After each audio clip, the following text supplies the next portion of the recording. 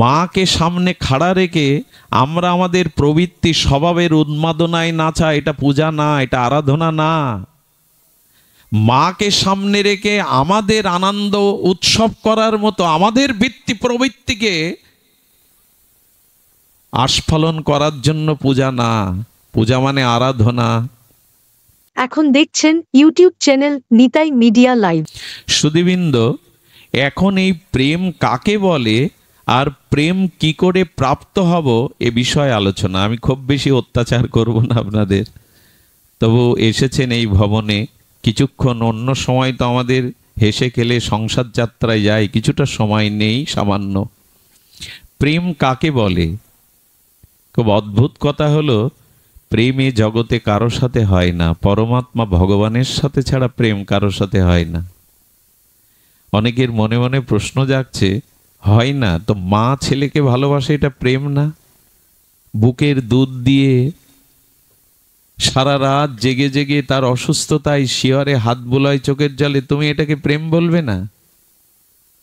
এটা তোমার কাছে প্রেম মনে হয় না? যদি আমার কাছে প্রশ্ন করেন, শাস্ত্র কি উত্তর দিচ্ছে জানেন? ওটা প্রেম না, ওটা মমতা। খুব ধ্যান দিয়ে শুনুন, একটি কথাও যেন ঘুমে অলসতায় অশ্রদ্ধায় বাদ না যায়। একে বলে মায়ের মমতা। কি বলে একে? শুনছো তো মায়েরা? একে বলে মমতা, এটা প্রেম নয়। আচ্ছা, স্ত্রী স্বামীকে না দেখলে বাঁচে না, এবং তার অভাবে তার মুখের হাসি থাকে না, আনন্দ থাকে না, স্বামীকে প্রাণাধিক ভালোবাসে, এটাকে তুমি ভালোবাসা দেখো না? লাইলির গায়ে ব্যথা লাগলে মজনুর গায়ে দাগ ওঠে ওঠে, এটাকে তুমি প্রেম বলো না? বলেন এটা প্রেম না, এটা আসক্তি। এর নাম কি বললাম? স্বামী স্ত্রীতে, যুবক যুবতীতে যেটা দেখেন, এটা তোমার জন্য মরতে পারি, মরেও অনেকেই। পৃথিবীতে এদের থেকে মূর্খ কেউ নেই। হাত কেটে নাম লেখে, আজকাল দেখেন না, বর্তমান হাত কেটে কি করে? নাম লেখে, লাইভে এসে আত্মহত্যা করে, তোমার জন্য মরলাম। খুব বীর পুরুষ। অপদার্থের দল যারা, এই জগতে যারা কামের দ্বারা আসক্ত, এটা তাদেরই কাজ। আর ঘরে ঘরে এখন এটাই তৈরি হচ্ছে। স্যাটেলাইটের প্রযুক্তির, বিদেশি সংস্কৃতির অগ্রাসনে ভারতীয় এই সভ্যতা, আমাদের বৈদিক সভ্যতা থেকে আমাদের সন্তানগণ 40% ছেলেরা মেয়েরা মানসিক রোগগ্রস্ত। মানসিক ডাক্তার দেখানো দরকার। বিদেশি সংস্কৃতির অগ্রাসনে আর এই নোংরামিতে, অশ্লীলতায়, এই নেট জগতে এরা 30% ছেলে মেয়ে বাংলাদেশে মানসিক রোগ বিকার। এই জন্য এই যে তোমার জন্য মরলাম, তোমার জন্য হাত কাটলাম, জগৎকে দেখালাম, এগুলো হলো কামের আসক্তি, মোহ আসক্তি। একে প্রেম বলে না। প্রেমটাই তো আমাদের জানা উচিত যে প্রেম কাকে বলে। বন্ধুর সাথে বন্ধুর, এই যে এগুলো বলে না, এগুলো এই যে পুত্রের প্রতি পিতার, এগুলো স্নেহ, এগুলো মমতা, স্বামী স্ত্রী, যুবক যুবতীর প্রতি এগুলো আসক্তি, এর একটাও প্রেম নয়। সুধীজন, এই আসক্তিতেই আমরা ডুবে আছি। প্রেম ভগবানের সাথে ছাড়া হয় না। মাতৃসাধক রামপ্রসাদের একটা গান ছোটবেলায় খুব গাইতাম, খুব শুনতাম। এই গানগুলো এখন আর বাজে না। আমি মাঝে আমাদের বাপ্পিদাকে নিয়ে একটা অনুষ্ঠানে গিয়েছিলাম, কোথায় যেন, নবগ্রামে, মোস্তফাপুরের দিকে। আমি রাত 1টা-1:30টার সময় আসার পথে দেখি গোপালগঞ্জ বা আপনাদের ওই লাইনে কালী পূজার খুব আয়োজন, লাইট প্যান্ডেল, এবং রাত 2টোর সময় দেখলাম ওই গানের কনসার্ট, ওই ডিজে বাজানো, সেখানে মা বোন সকলে উতলা হয়ে উন্মাদনায় নাচছে, কেউ হাসছে। এই একটাও প্যান্ডেলে দেখিনি সাধক রামপ্রসাদের, পান্নালালের কোনো পুরানো দিনের শ্যামা সঙ্গীত। সেই শ্যামা সঙ্গীতের ভাষা কি জানেন? আমার চেতনা চৈতন্য করে দে মা চৈতন্যময়ী। শব্দ শুনলেই হৃদয়ে অনুরণন হয়। আমার চেতনা চৈতন্য করে দে মা। গোপালগঞ্জের এই অঞ্চলটা বা আপনাদের এই রাজোর অঞ্চলটা কালী পুজোর খুব প্রচলন দেখলাম, করুন, কিন্তু মায়ের সামনে কি করতে হয় এটাও জানতে হয়। মা কোনটা ভালোবাসে, গানের কনসার্ট, ডিজে গান, জগজ্জননী আদ্যাশক্তি পরমা বৈষ্ণবী ওই ভালোবাসে? কোথায় পেয়েছেন যে মা ওইগুলো ভালোবাসে? মাকে সামনে খাড়া রেখে আমরা আমাদের প্রবৃত্তি স্বভাবের উন্মাদনায় নাচা, এটা পূজা না, এটা আরাধনা না। মাকে সামনে রেখে আমাদের আনন্দ উৎসব করার মতো আমাদের বৃত্তি প্রবৃত্তিকে আস্ফালন করার জন্য পূজা না। পূজা মানে আরাধনা, পূজা মানে আরাধনা, পূজা মানে আত্মনিবেদন। যে গানটা খুব ভালো লাগতো বলি, মা জিহ্বায় বসে লিখিয়েছিলেন এই মাতৃ সাধকের, পৃথিবীর কেউ ভালো তো বাসে না, এ পৃথিবী ভালোবাসিতে জানে না, যেটা আছে শুধু ভালোবাসাবাসি, সেটা যেতে প্রাণ। কেটে দিন তো এই কলমটা, কেটে দিন। কার সাহস আছে কোন দার্শনিকের এই ভাষাটা কেটে দিন? আমি আপনাদের প্রমাণ করছি এ জগতে কেউ কাউকে ভালোবাসে না। আসক্তি, মমতা, স্নেহ এইগুলি জড়ানো। দিল্লিতে একবার ভাগবত পাঠ হচ্ছে, খুব মন দিয়ে শুনুন।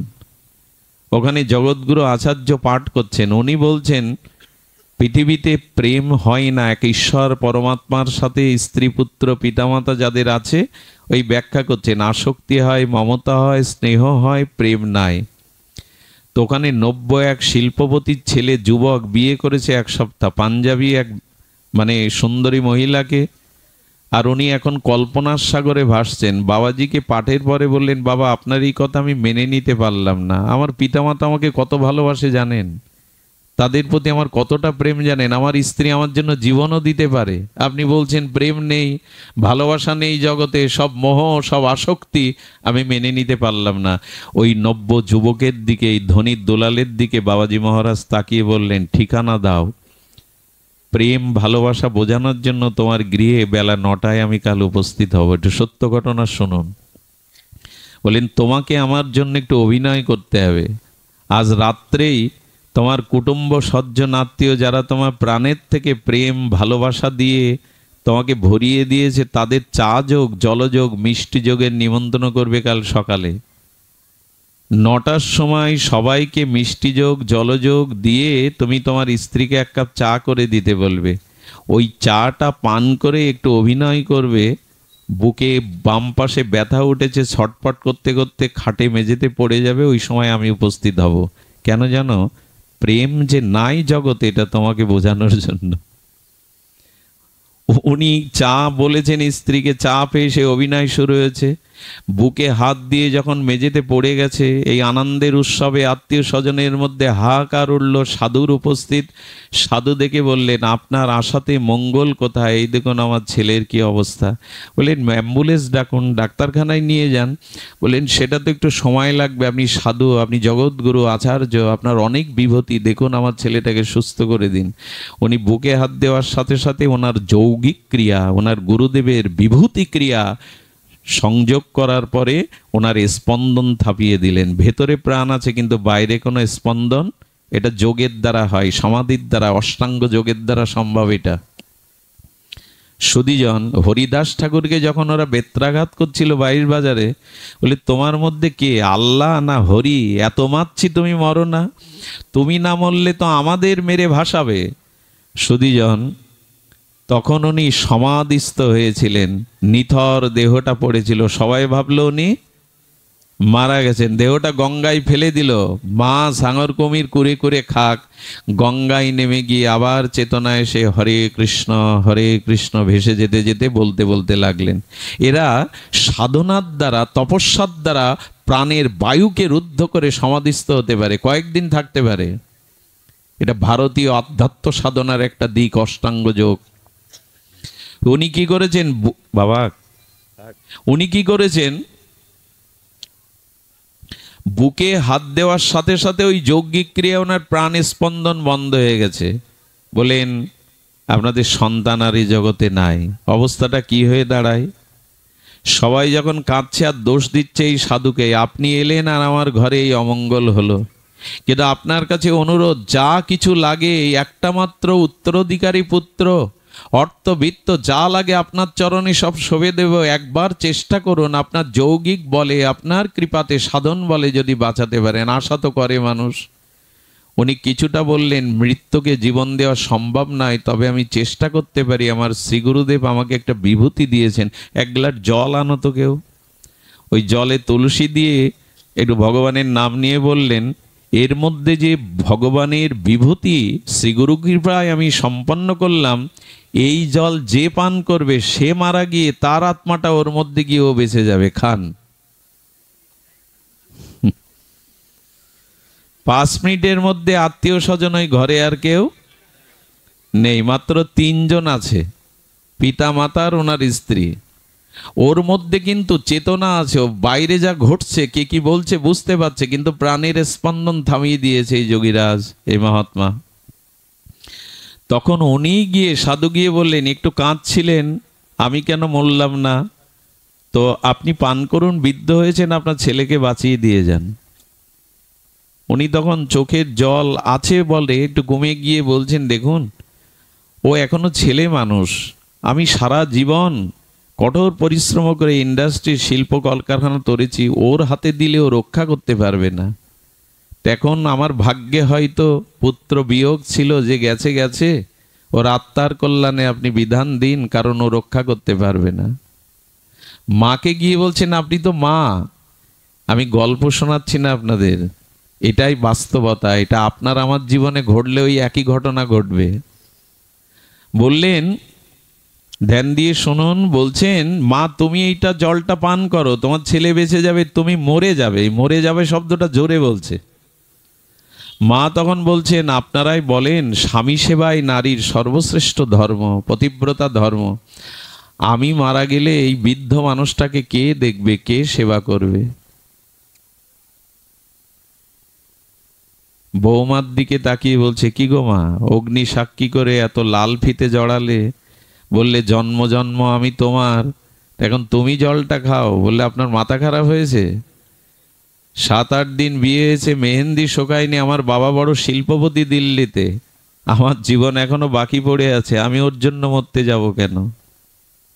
সাধু বুকে হাত দিয়ে চেতনা ফিরিয়ে দিলেন, ওর চোখের দিকে তাকিয়ে বললেন, এই হলো জগতের ভালোবাসা। আরো একটা কথা বাদ পড়ে গেল, কেউ যখন জল খেতে যাচ্ছে না, তখন 3 জন মিলে বলছেন, বাবা আপনার তো বউ ছেলে মেয়ে সংসার নেই, আপনি মরলে ভগবানের কাছে যাবেন, তা আপনিই খান না। এই হলো আমাদের ভালোবাসার নমুনা। আমি একটা নমুনা প্রায় আসরে বলি, মানুষ তো হাসতে ভুলে গেছে, হারলে ডাক্তারবাবু বলেন হার্ট ভালো থাকে। তো একটা নমুনা দেখবেন, আমি এখন যদি মারা যাই, আমার এই গায়ের পুরনো জামাটা, যে বিছানা বালিশটায় আমি শুতাম রোগগ্রস্ত, বলে কি ওগুলো বাবার খুব শখের জিনিস, ওগুলো চিতায় দিয়ে দাও। জামা কাপড়, ছাতি, জুতা, লাঠি, এগুলো দেয়, ছাতাটা দেয়, জুতোটা দেয়, কিন্তু ওর হাতে যদি 2 ভরির আংটি থাকে না সোনার, ওটাও দেয়। দেয় কি? কত চালাকি এই সংসারে! সারাটা জীবন এদের জন্য যা করলেন, ওরা কাঁদবে আর ওর মধ্যে আংটি খুলে ঘরে তুলবে, আপনাকে ঘরে তুলবে না। একে প্রেম বলেন? প্রেমটাকে জানুন, শাস্ত্র প্রেম কাকে বলেছে, প্রেমের সংজ্ঞাটা জানতে হবে, নাহলে বুঝতে পারবো না প্রেম কাকে বলে। রামপ্রসাদ সাধারণ গীতিকার নন, কবি নন, মা ওনার জিহ্বায় বসে লিখিয়েছেন, শাস্ত্রের বাণী সাধারণ নয়। প্রেম ভগবানের সাথে ছাড়া হয় না। কবে বুঝবো আর এ কথা? কবে বুঝে তার সাথে সম্পর্ক, প্রেম, কবে আমার বিনিময় হবে হৃদয়ের? সুধীজন, এই জগৎ বড় বিচিত্র। আমাদের এই জগতের যাত্রাটা কেমন একটু শুনতে হবে, কষ্ট হলেও মা ধ্যান দিয়ে শোনো। অনেকের চোখে ঘুম আসছে, যেন না আসে। ট্রেন যাত্রাটা, আপনারা যদি কখনো মথুরায় যান, আমার ভাগ্য হয়েছে কয়েকবার যাওয়ার, ট্রেনে, ভারতের ট্রেন যাত্রা এটা একটা বিচিত্র। আমাদের দেশেও হয়। ধরেন আপনি মথুরায় যাচ্ছেন, তো 2 দিনের পথ, 48 ঘন্টা কি 32 ঘন্টা লাগবে। ট্রেনের রিজার্ভেশন বাদে সেকেন্ড কামরায় যারা ওঠে ওখানে দেখবেন বহু লোকের ভিড়ের মধ্যে 32 ঘন্টা কাটাতে হবে, তখন শুরু হয়ে যায়, দাদা আপনার বাড়ি কোথায়, আপনি কোথায় যাচ্ছেন, তো আপনার সংসারে কে কে আছে, শুরু হয়ে গেল। এই যে শুরু হলো, কাটাতে হবে টাইম পাস না কি বলে, আমি তো আবার মূর্খ, ইংরেজি জানি না, টাইম পাস করতে হবে। তো বলে দেখুন, আমার একবার রাষ্ট্রপতির ভবনে রাষ্ট্রপতির সাথে সাক্ষাৎ হয়েছিল, কোনোদিন হয়নি, গল্প তৈরি হয়ে গেল, কাউকে কাকা বলছে, কাউকে মাসি বলছে, হ্যাঁ কাউকে বন্ধু বলছে, সম্পর্ক একটা হয়ে গেল 32 ঘন্টার জন্য, 48 ঘন্টার জন্য। এরপরে আবার একটু নেমে, আপেল সস্তা তো, একটা আপেল কিনেও খেতে দেয়, বিনিময় হয়। একে অপরের সাথে প্রীতি বা অনুরাগ হয় 6টা জিনিসে। এই 6টা জিনিস যেখানে জানবেন টান নেই, অনুরাগ নেই, খাওয়া, খাওয়ানো, দেওয়া, নেওয়া, আর মনের গোপন কথা বলা, তার মনের গোপন কথা শোনা, এই 6টি জিনিস এই প্রীতির সম্বন্ধ হয়। 6টিতে খাওয়া, খাওয়ানো, দেওয়া, নেওয়া, আর মনের সংবেদনশীল গোপন কথা তাকে বলা, তার গোপন কথা শোনা, এই 6টি হলো এই জগতের প্রীতির লক্ষণ। ভগবানের কাছেও এই 6টি দিয়েই প্রীতি প্রেম করতে হয়। তো আমরা বাদাম কিনে আনি, মামফলি বলে মনে হয় বাদাম রে ওই দেশে, মামফলি, বাদাম আনে, কেউ লজেন্স আনে, এইভাবে দেওয়া নেওয়া। হ্যাঁ, আর এই যেতে যেতে গল্প মেটে উঠল, বন্ধু হয়ে গেল, কাকিমা হয়ে গেল, জেঠিমা হয়ে গেল, ঠাকুমা হয়ে গেল, কেউ কাকে বাবা বলেও বসে সাধু দেখলে। আচ্ছা, এই করতে করতে করতে করতে বলেন, এই আমার কার্ড, একবার দয়া করে যাবেন, আপনার সাথে খুব ভালো লাগলো, যেন অনেক জন্মের একটা পরিচিত, কত কি বলে। আচ্ছা, যখন একজন মথুরার আগের 5টা স্টেশনের আগে নেমে যাবে, তার টিকিট ওই পর্যন্ত, সে তখন বলে আমার কিন্তু স্টেশন সামনে, আমি রেডি। বলে এত ভালোবাসা, এত মত বিনিময় হলো, আপনি চলুন না আমার সাথে, মথুরায় চলুন। যাবে তো, মথুরায় যাবে তো আপনার সাথে? বললেন আপনি তাড়াতাড়ি বিদায় দিন, আমি নেমে পড়ি, মথুরায় এখন আমি যেতে পারবো না। আচ্ছা, তাহলে এক কাজ করুন, আপনার সাথে এত সম্বন্ধ হলো, আপনি এখানে নামুন আমার সাথে। নামবে তো? নামবে না, বরঞ্চ ওই যে পরিচয়, আর কোনোদিন ওর কথা সে মনে করবে না। আমাদের এই সংসারটা ট্রেনের কামরা যাত্রার মতো। এখানে স্ত্রী পুত্র পিতামাতা বন্ধু কুটুম্ব বানিয়েছি বটে, কিন্তু মৃত্যুরূপ স্টেশনে যেদিন এসে ট্রেনটা থামবে, সেদিন ওরা কেউ আমার সাথে নামবে না, ওরা কেউ আমার সাথে যাবে না। আর এখানে ওই স্টেশনটা কারো আগে কারো পরে কেন জানেন? কারো 100 বছর পরমায়ু, কারো 10 বছর, কারো 25, কারো 55। এই পরমায়ু ঈশ্বর আয়ুটা লিখে দিয়েছেন, তাকে নেমে যেতেই হবে। বাবার আগেও ছেলে নেমে যেতে পারে, মায়ের আগেও সন্তান নেমে যেতে পারে। যার যতটুকু স্টেশন লেখা না, ওইখানে তাকে নেমে পড়তে হবে। এই ট্রেন যাত্রার মতো আমাদের সংসার যাত্রাটা আমরা মানি তো, এটা অনুভব করি তো। এরা পূর্বজন্মে কেউ আমার ছিল না, এই পিতা, এই মাতা, এই স্ত্রী, এরা পূর্বজন্মে আমার কেউ ছিল না। আবার আমার মৃত্যুর পরে নূতন যেখানে যাব, নূতন শরীর পাবো, এরা আমার সাথে যাবে না। এরা এক জন্মের এই কটা দিনের ট্রেনের কামরার মতো পরিচয়। এরা আমার সাথে মৃত্যুর স্টেশনে কেউ নামবে না, আমিও ওদের সাথে মৃত্যুর স্টেশনে যাব না। এই স্বল্প দিনের পরিচয়, এটাকে প্রেম বলা যায়?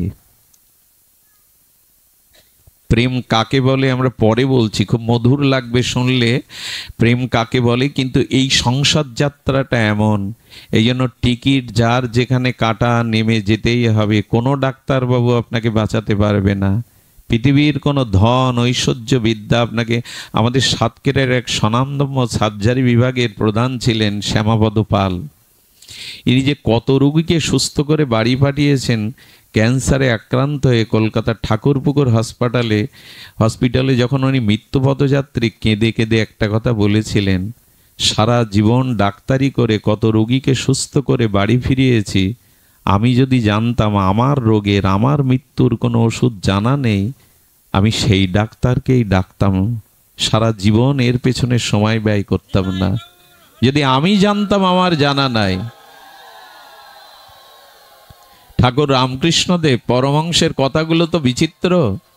উনি বললেন ডাক্তার, উনি বললেন তাকে ডাকো, তোমার রোগ কে সারাবে, তোমার ভবব্যাধি কে সারাবে, এর জন্য জগতের ডাক্তার না, ডাক্তার তাকে ডাকো, তাকে ডাকো, তাকে ডাকাটাই তোমার ভবব্যাধির একমাত্র ঔষধি। আচ্ছা চিন্তা করুন তো, এটা শুধু আমাদের জন্য না, অভিমন্যুর পিতাকে, পাণ্ডবদের যে অভিমন্যু মারা গেল চক্রব্যূহ, ওর পিতাকে অর্জুন, বিশ্বজয়ী অর্জুন, যার রথের সারথি কৃষ্ণ, এবং অভিমন্যুর মামা হয় স্বয়ং ভগবান কৃষ্ণ, উনিও আছেন। কিন্তু ট্রেনের টিকিট যে পর্যন্ত অভিমন্যুকে চলে যেতে, কেন অর্জুন তুমি বিশ্ববিজয় রাখতে পারলে না? কেন ভগবান তোমার ভাগ্নে হয়, তুমি মামা, তুমি রাখতে পারলে না? শ্রীকৃষ্ণের চরণে পড়ে অর্জুন কাঁদছে, অভিমন্যুর মতো পুত্র এইভাবে নিদারুণ চক্রব্যূহে অস্ত্র আঘাতে মারা গেল, নিরস্ত্র অভিমন্যু, ভগবান তুমি সব পারো, আমার ছেলেকে ফিরিয়ে দাও। অর্জুনকে গোবিন্দ বললেন, তুমি গীতার বাণী শুনেছ, তুমি অনুভব করছো না যে কেউ কাউকে এভাবে ফেরাতে পারে না? বললেন তুমি সব পারো, হে কৃষ্ণ, হে যাদব, কৃপা করে আমার সন্তানকে ফিরিয়ে দাও। শরীরটা তিনটি, স্থূল শরীর, সূক্ষ্ম শরীর, কারণ শরীর। আমাদের শরীর তিনটি, মৃত্যুর সাথে সাথে স্থূল শরীরটাই জগতে পড়ে থাকে, রক্তমাংসের পিণ্ড। আর ফুলটা ফুটেছে, গন্ধটা বাতাসে যেমন বহু দূরে চলে যায়, ফুল যায় না, গন্ধ যায়, তেমন আমার সারা জীবনের যে কর্ম সংস্কার, ওইটা সাথে নিয়ে যায়, তার নাম কারণ শরীর। আর একটা আছে সূক্ষ্ম শরীর, বায়ুবীয়, সূক্ষ্ম, ইতাত্তরঙ্গে ঘুরতে থাকে। শরীর তিনটি। আচার্যরা বললেন ভগবান কৃষ্ণ তখন অভিমন্যুর সূক্ষ্ম শরীরটাকে আহ্বান করলেন, আকাশ মার্গে এসে বলছেন, ভগবান আপনি আদেশ করুন, কি জানতে চান? বলো তোমার পিতা তোমায় ডাকছে। বলো অভিমন্যু, অভিমন্যু আমি তোমার পিতা অর্জুন, ফিরে এসো, তুমি কথা বলছো, ফিরে এসো। অর্জুনকে কি বলেছিল জানেন? কিছুক্ষণ আগে মরে যাওয়া অভিমন্যু, কে কার পিতা? আপনি আমার পিতা নন। যদি আত্মা ফিরে আসে মরার পরে, তো মাকে বাবাকে আত্মা ওই কথাই বলবে, আমি আপনার পুত্র নই। কিছুদিনের দায়িত্ব হয়তো আপনার কাছে পরমাত্মা দিয়েছিলেন, ওই সময় পুত্র ছিলাম, এখন আমি আপনার পুত্র নই। বলা যায় আপনি হয়তো কোনো জন্মে আমার পুত্র ছিলেন, আপনি আমাকে ডাকবেন না, কারণ আমি পরমানন্দ লোকে ফিরে যাচ্ছি। আমি একমাত্র একজনেরই, তা হলো ভগবানের, আর কারো নয়। আপনি ফিরে যান। অর্জুন সেই দিন অনুভব করেছিল সম্বন্ধটা ভগবানের সাথে ছাড়া আমাদের কারোর সাথে স্থায়ী, চিরস্থায়ী নয়। কবে বুঝবো বলুন? এই বুঝলেই প্রেম হবে। আমরা তো এদের মোহমায়া, এদের না হলে চলবে না, এরাই আমার সব, আটকে পড়ে আছি। রামকৃষ্ণদেব বললেন ধীবর যখন জাল ফেলে তখন কি করে জানেন? কিছু মাছ আছে সংকেত পেয়ে আগের থেকে লাফিয়ে সামনে লাফ দেয়, ওরা জালে আটকে। যেমন স্বামী বিবেকানন্দ, শঙ্করাচার্য, এরা জালে আটকায়নি, লাফ দিয়ে চলে গিয়েছিল, আটকাতে পেরেছিল এদের। আর কিছু মাছ আছে জালে আটকে লাফালাফি করে, জাল কেটে বেরিয়ে যাওয়ার, এরা মধ্যম। অর্থাৎ সংসার জালে পড়েও মাঝে মাঝে আপনাদের মতো ছটপট করে সাধু সঙ্গে আসার জন্য, ভগবান রাজ্যে আসার জন্য ছটপট করতে থাকে। যে সংসার মোহজালে আটকে না থেকে একটু লাফালাফি করি, যদি সাধু সঙ্গ করা যায়, হরিকথা শ্রবণ করা যায়, এরা লাফালাফি করে, এরা অর্ধমুক্ত। আর কিছু মাছ আছে দেখবেন জালে আটকে জাপটে বসে থাকে, মনে করে ভালো জায়গায় যাচ্ছি। আমার দশা যেমন, সংসারে আটকে আছি, কিন্তু কিছুক্ষণ পরে ওর যে কি দশা হয় তা আপনারা ভালোই জানেন। এই জন্য এত আটকে থাকবেন না, একটু বেরোন, মন চলো নিজ নিকেতনে, কেন সংসার বিদেশে বিদেশির বেশে ভ্রম কেন অকারণে। এই যাত্রা মঞ্চের অভিনয় সংসারে, কেউ পিতা, কেউ মাতা, কেউ স্ত্রী, কেউ ভ্রাতা। এই রঙ্গমঞ্চের অভিনয় যেদিন ফুরিয়ে যাবে সেদিন কেউ কারো নয়। এই উপলব্ধিটা ভাগবতে না এলে হয় না। এই উপলব্ধিটা এই চেতনাটা হরিকথা, সাধুসঙ্গ, ভগবত চেতনা না হলে হয় না। এখন আমরা প্রমাণ করার চেষ্টা করলাম, কতটুকু পেরেছি জানি না, জগতে প্রেম নেই। এখন প্রেম কোথায় আছে আর প্রেম কি, এটা বলেই বিশ্রাম। প্রেম কাকে বলে? বহুবিধ ধ্বংসের কারণ সত্ত্বেও যা ধ্বংসশীল নয় তাকে বলে প্রেম। আবার বলি, বহুবিধ ধ্বংসের কারণ সত্ত্বেও যা ধ্বংসশীল নয় তাকে বলে প্রেম। যার সাথে সম্বন্ধটা কখনো নষ্ট হবে না, ধ্বংস হবে না, ক্ষয় হবে না, লয় হবে না, ছাড়াছাড়ি হবে না। কারণ আছে, মৃত্যু আছে, কিন্তু কোনো কারণে যে বস্তু বিচ্ছিন্ন হয় না, ধ্বংস হয় না, এরই নাম প্রেম। আর এটা ভগবানের সাথে ছাড়া হয় না। ভগবানের যে রাজ্য, ওখানে জরা নেই, মৃত্যু নেই, ব্যাধি নেই, ক্ষুধা নেই, পিপাসা নেই, চিরবসন্তের রাজ্য। ওখানে জরা ব্যাধি মৃত্যু পৌঁছাতে পারে না। আমি তো ভগবানের আর কারো নই।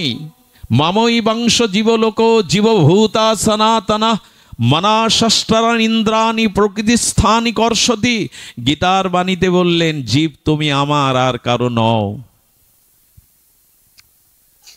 এই হলো প্রেম।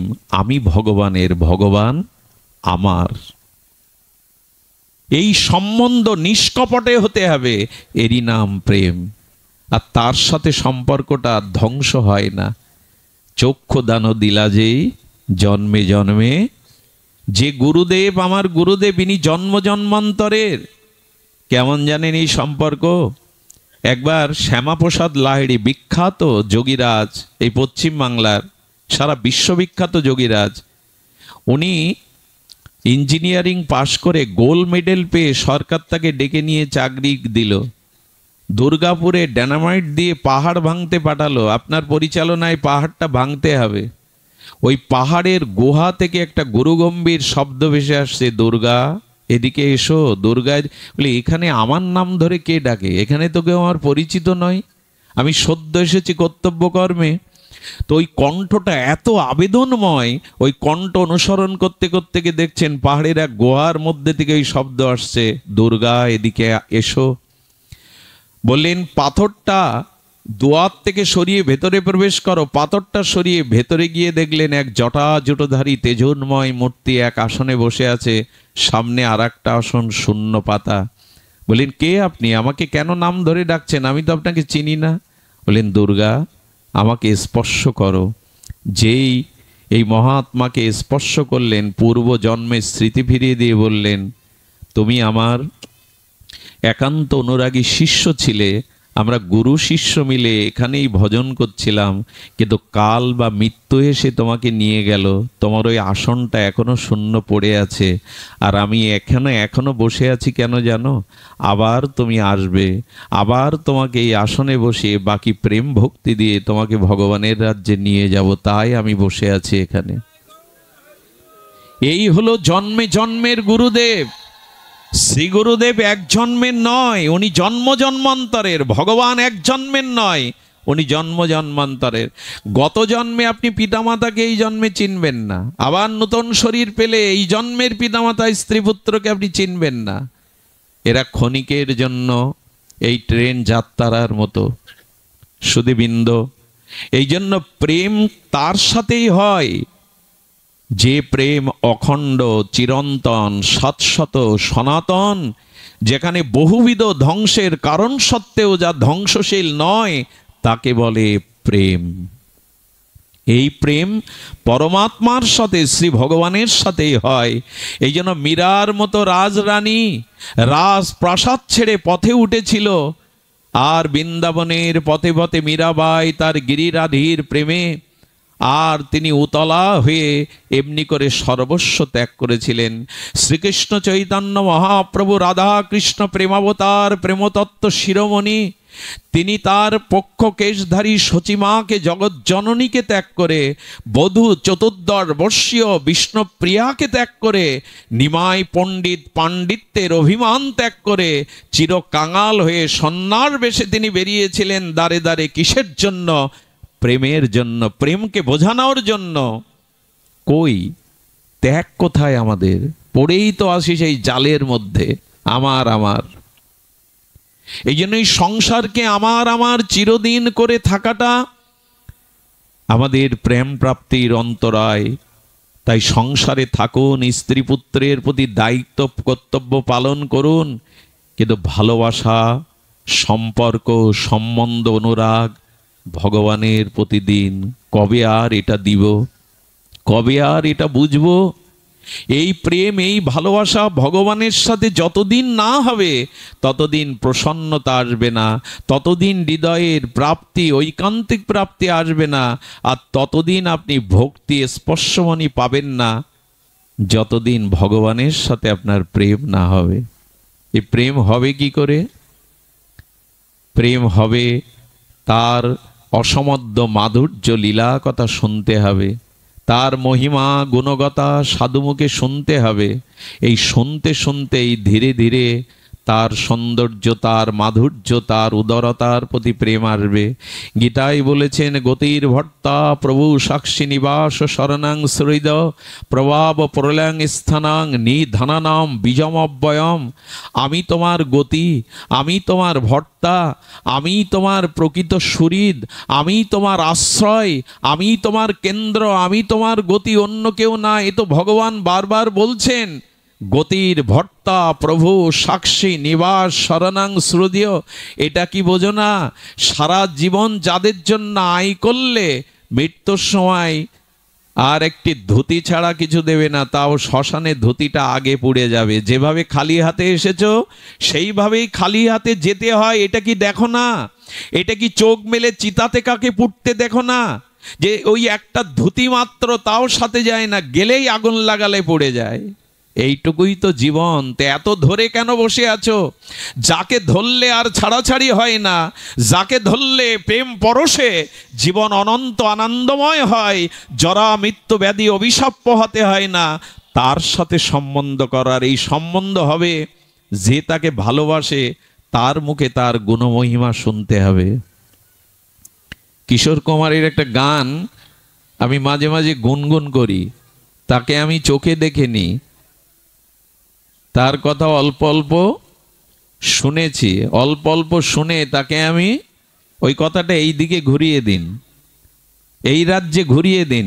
কোন শুদ্ধ ভক্তের মুখে, যে ভগবানকে ভালোবাসে, সেই নিষ্কিঞ্চন শুদ্ধ অনুরাগী ভক্তের মুখে যদি ভগবানের কথা শোনেন না, ওই কথা শুনতে শুনতে ভগবানের প্রতি আপনার প্রেম সঞ্চারিত হবে, অনুরাগ সঞ্চারিত হবে। এই জন্য ভগবানের কথা মন দিয়ে শুনুন, তার লীলা কথা শ্রবণ কীর্তন করুন। এর মধ্যে দিয়ে আমাদের জীবনের এই 700 চিরন্তন প্রেম আসবে। ছোট্ট একটা লীলা বলেই 5 মিনিটেই বিশ্রাম। কি করে শ্রবণে প্রেম হয়, আহা! দেখুন, আমি আগেও বলেছি কিছু লীলা বারবার স্মরণে আসে। একটি হলো চম্পা, আর একজন নাম সরলা। 2 বোন, একজনের 12, একজনের 10 বয়স। একদিন কি মনে করে ওদের গ্রামে ভাগবত শুনছেন, ওই ভাগবতে গিয়ে বসেছেন। আর ভাগবত প্রবক্তা বলছেন, বৃন্দাবনে যদি কেউ যায় আর যমুনা পুলিনে ব্রজের ধুলি যদি কেউ মাখতে পারে, আর ব্রজে গিয়ে যদি কোনো সাধুর দর্শন পাওয়া যায়, তবে সেই সাধুর কৃপায় গোপালকে পাওয়া যায়। 2 বোন এটা ভাগবত শুনে এসে রাত্রে ঘুমায়নি। চম্পা সরলা বলছে, বোন, বৃন্দাবনে গেলে, রেণু মাগলে, সাধু দর্শন করলে যদি গোপাল পাওয়া যায়, চল না এই রাতেই আমরা হাঁটতে হাঁটতে যাই বৃন্দাবনে। ওখানে যদি কোনো সাধুর দেখা পায়, ওখানে যদি ব্রজের ধুলি মেখে গোপালকে পায়। আর ওরা যাওয়ার জন্য বলল, গোপাল তো সাধু দেখলে পাবো, কি নিয়ে যায়? একটু মাখন নিয়ে গেছে। গোপাল মাখন ভালোবাসে। 2 বোন সারা রাত অনুরাগে ঘুমায়নি। এই প্রীতি প্রেমের অজানা আকর্ষণে ওরা পায়ে হেঁটে 50 কিলোমিটার বৃন্দাবনে চলে গেছে।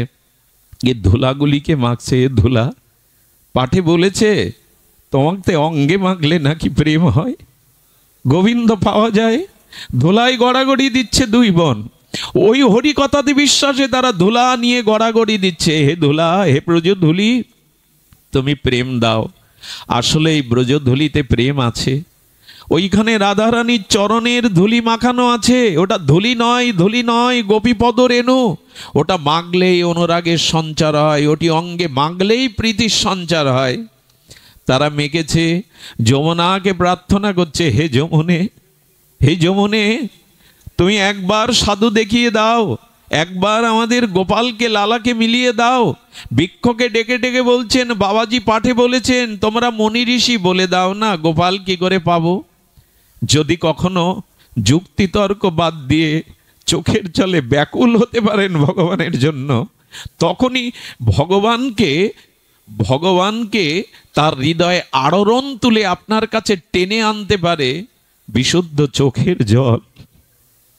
কেউ যদি ভগবানের জন্য বিরহে কাতর হয়ে, লোককে দেখানোর জন্য না, অনুকরণ করে না, নকল করে না, যাত্রা অভিনয়ের মতো না, কেউ যদি সত্যি সত্যি ভগবানকে পাওয়ার জন্য নিষ্কপটে ভগবানকে ডাকতে থাকে চোখের জলে, ভগবানের আসন কেঁপে ওঠে, হৃদয় কেঁপে ওঠে। ভগবান বলেছিলেন, আমি সব কিছু সহ্য করতে পারি, ভক্তের চোখের জলকে আমি কখনো সহ্য করতে পারি না। এরা যমুনার কাছে ভিক্ষার গিয়েছে, চম্পা সরলা ডেকে চলেছে, দেখা দাও, সাধুকে মিলিয়ে দাও। এক বাবাজি মহারাজ যমুনায় স্নান করতে আসছেন, বললেন ওই দেখ সাধু আসছে। ওই যমুনায় স্নানের জন্য কাঁধের ব্যাগটা রেখে উনি মলমূত্র ত্যাগ করতে জঙ্গলের দিকে চলে গেলেন। বৃন্দাবন তখন জন অরণ্য বসতি এত নয়, ঘন জঙ্গল। এই দুই বোন তাড়াতাড়ি এসছে, সাধু দেখেছি, গোপাল পাওয়া যাবে। ওই থলের থেকে বের করছে গোপীচন্দন, জপের মালা, একটি প্রেম ভক্তি চন্দ্রিকা। বের করতে করতে দেখছে একটা কাঠের কৌটা। বলেন এর মধ্যেই নিশ্চয় গোপালকে লুকিয়ে রেখেছে সাধু। কাঠের কৌটা খুলে দেখে ওখানে হাকুড়ি গোপাল বসে আছে। ওরা তো এর আগে গোপাল দেখেনি, বলে এই দেখ সরলা। চম্পা বলছে এই দেখ সরলা, এর মধ্যে গোপাল বসে আছে, ধন্য আমরা। বুকে নিয়ে দুই বোন কাঁদতে শুরু করেছে। সঙ্গে সঙ্গে সরলা বলছে, সাধুর জন্য গোপাল পেলাম, কিন্তু সাধুর হৃদয়ে দয়া নেই। কেন? ছোট্ট কাঠের বাক্সের মধ্যে বসে বসে না গোপালের পা বেঁকে গেছে। দেখ হাকুড়ি গোপালের পা বাঁকা তো, ওরা তো জানে না। বলেন সাধুর দয়া কই? সাধু এমনি করে কাঠের বাক্সে রেখেছে, এদের গোপালের পাটা বেঁকে গেছে। খুব কষ্ট হয়েছে গোপাল তোমার, না এগুলো আবেগ না, এইগুলোই প্রেম। প্রেম কখনো বুদ্ধি দিয়ে হয় না, পরিকল্পনা করে হয় না, এটা হৃদয়ের শতশিৎস অনুরাগের প্লাবন। বন্যা যেমন সবকিছু ভাসিয়ে নিয়ে যায়, প্রেম তেমনি সবকিছু ভাসিয়ে নিয়ে যায় অনুরাগে। তখন বলছে যে মাখন এনেছিলাম, আয়না মাখন দিয়ে একটু পাটা টেনে দিই, যদি সোজা হয়ে দাঁড়ায়। চোখের জলে এই নির্মল মাখন দিয়ে চম্পা সরলা পা টেনে বলছে, তোমার খুব কষ্ট হয়েছে গোপাল, একটু উঠে দাঁড়াও না। ভক্তাধীন ভগবান এই প্রেমের চোখের জলে ওখানে হাকুড়ি গোপাল দাঁড়িয়ে পড়েছেন, গোপাল হয়ে দাঁড়িয়ে পড়েছেন, তাদের দর্শন দিয়ে ধন্য করছেন। যেই না দাঁড়িয়েছে, মাখন সেবা দিয়ে বুকের মধ্যে চেপে ধরেছে। সুধীবৃন্দ সাধু আসতে দেখে তাড়াতাড়ি ওরা জঙ্গলের কাছে লুকিয়ে বলছে, দেখি সাধু কি করে। সাধু এসে দেখে যমুনায় ডুব দিয়ে উঠে দেখে তার হাকুড়ি গোপাল দাঁড়িয়ে আছে। বুঝতে বাকি রইল না, কোনো মরমী প্রেমিক ভক্ত ভগবানের এই দশায় উপনীত করেছে, ভগবানকে দাঁড় করিয়ে দিয়েছে। সুধীবৃন্দ গোপালকে জড়িয়ে ধরে বললেন, ও আমার কথাই তুমি কখনো সোজা হয়ে দাঁড়িয়ে দর্শন দাওনি। আমি ভালোবাসতে পারিনি বলে, আমি তোমাকে প্রেম দিতে পারিনি বলে, কারা তারা যাদের প্রেমে তুমি দাঁড়িয়েছ? ওই দিনই ভগবান দৈববাণী দিয়ে বললেন যে সরলতার কাছে আমি চিরকালই সরল। দেখুন ভগবানে পেতে গেলে, প্রেম করতে গেলে সরল হতে হয়। এত যুক্তি বুদ্ধি চালাকি থাকলে ভগবানকে ভালোবাসা, এই সরলতায় ভগবান প্রাপ্তির উপায়, সরলতাই উপায়। আমাদের গোপালগঞ্জের চামেলি মাকে দেখেছি, হরিনামে কাঁদতেন। গুরুদেবের কথা শুনলেই চোখে জল আসতো, অনুরাগ আসতো। কারো কারো এমন হয়, হরিনামে যদি চোখে জল আসে না, তার লীলা শুনলে যদি হৃদয়টা দ্রবীভূত হয় না, জানবেন কিছু কিছু প্রেম আপনার হৃদয়কে স্পর্শ করেছে। বিশেষ করে ভগবানের নাম রূপ লীলা কথা শুনতে গিয়ে যদি প্রেমাশ্রু ঝরে, হৃদয় যদি দ্রবীভূত হয়, এই দ্রবীভূত হৃদয়ে অনন্ত জন্মের পাপ বাসনা চলে গিয়ে হৃদয়ে ভগবানকেই বসিয়ে দেয়। তাই অনুরোধ করব, এই সংসার বড় বিচিত্র জায়গা, এখানে একমাত্র ভগবানকেই ভালোবাসুন, তাকেই একটু প্রাণের প্রাণারাম করে দিন, তার কাছে যান, তাকে একটু ফুল তুলসী দিন, তাকে একটু সুন্দর করে নয়ন অভিরাম মাধুর্যকে হৃদয়ের অনুরাগ মিশিয়ে দেখুন। আর সাধু সঙ্গে যান, সাধু সঙ্গে না গেলে, হরিকথা শ্রবণ না করলে, তার অসমধ্য মাধুর্য শ্রবণ না করলে কখনোই প্রেম আসবে না। আপনাদের জীবনে প্রেম প্রাপ্তি হোক, আপনাদের জীবনে ভগবানের প্রতি আকুল নিবেদন অনুরাগ আসুক। এই হলো স্পর্শমণি, এই হলো পরশমণি, তাকে ভালোবাসা, তাকে সর্বস্ব দেওয়া। গোবিন্দ তোমার হলাম যদি বলে একবার, ভববন্ধ হইতে গোবিন্দ তারে করেন পার। ভগবান পারই করেন। একবার এক অন্য শাসকের অত্যাচারে এক ব্রাহ্মণ তার স্ত্রীকে নিয়ে পালিয়ে যাচ্ছে যে ধর্ম ত্যাগ করব না, দেশ ছেড়ে ঘর ছেড়ে চলে যাব, ধর্ম ত্যাগ করব না। আরে পেছনে সেনারা আসছে তাদের ধর্মচ্যুত করবে বলে যেতে যেতে নদীর ধারে গিয়ে দেখছে মাঝি নেই, নৌকা নেই। পেছনে সেনারা স্ত্রীর হাত ধরে বলল, জীবন দেব এই নদীতে বিসর্জন দিয়ে, কিন্তু ধর্ম ত্যাগ করবো না, এসো ঝাঁপ দেই। যেই ঝাঁপ দিতে গেছে হাগৌর বলে এক নবীন মাঝি এসে বললেন, দুর্গা ঝাঁপ দিতে হবে না, এই নৌকায় ওঠো। নৌকায় করে পার করে দেওয়ার পরে বললেন, আপনাকে কি দেব? ধর্ম বাঁচালেন, জীবন বাঁচালেন। বলেন, আজ কিছু দিতে হবে না, একদিন চেয়ে নেব।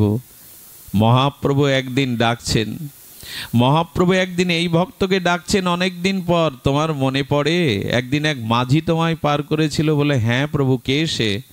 বলো, সেদিন আমি তোমার নৌকা নিয়ে পার করে দিয়েছিলাম, আমি পার করে দিয়েছিলাম।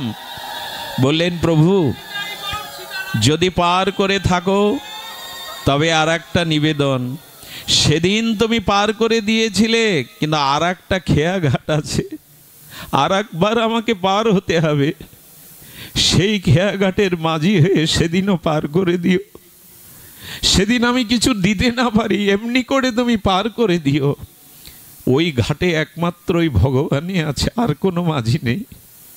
ওই মাঝির কথা একটু ভাবুন, ওইখানে গিয়ে বসে থাকতে হবে যেন তিনি তরণীতে পার করে দেন।